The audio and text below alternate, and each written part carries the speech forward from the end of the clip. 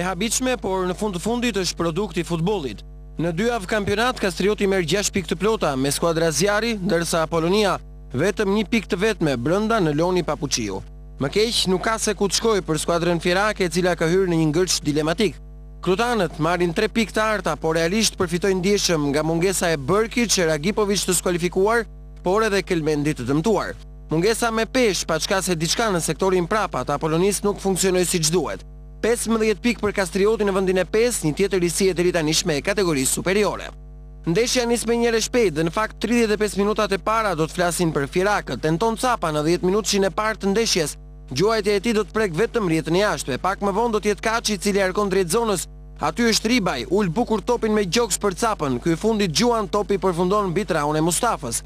Tjetër shërbim për Capën nga Kaçi në minutën e 21, por asgjë me rrezik. 3 minuta më vonë është nigeriani Ofojen që godet mbrojtja krutane ndërpret gjuajtjen, aty gjendet Kaçi, i cili gjuan fort, Mustafa grushton. Apolonia shton presionin, Kastrioti mbrohet. Do të vijë edhe momenti golit parë për fjerakët, është minuta e 28 e takimit. Meto kroson në zonë për Agjibulic, ky i fundit shkëputet bukur me kokë, gjuan dhe Mustafa thyet. Gol. Apolonia në avantazh, tifozët, edhe pse në nshije me çadra i gëzohen zhbllokimit.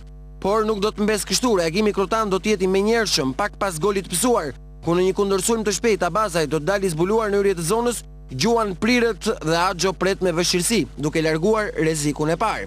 Sërish Apolonia dhe sërish Agjibulic pas një stopimi të topit me gjoks, pasi shmang në qendër një mbrojtës krutan gjuan, por Mustafa këtë herë pret.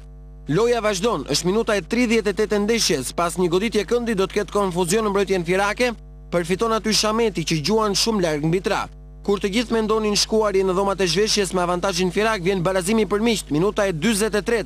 Yusufi pason sakt për Abazajn, i cili është i zbuluar fare pastër në qendër, gjuan dhe me një qetësi olimpike fikson me gol barazimin 1-1. Me këtë rezultat mbyllet pjesa e parë. Fraksioni i dytë i takimit do të nisë akoma më i shpejt për vendasit dhe do të vijë goli i avantazhit. Në minutën e 56 për Apolonin, Agjibulic arkon në zonë. Mustafa e Grisha nuk zotrojnë do topin, Kaçi po, gjuan me të majtën e tij dhe gol, 2-1 për Apolonin.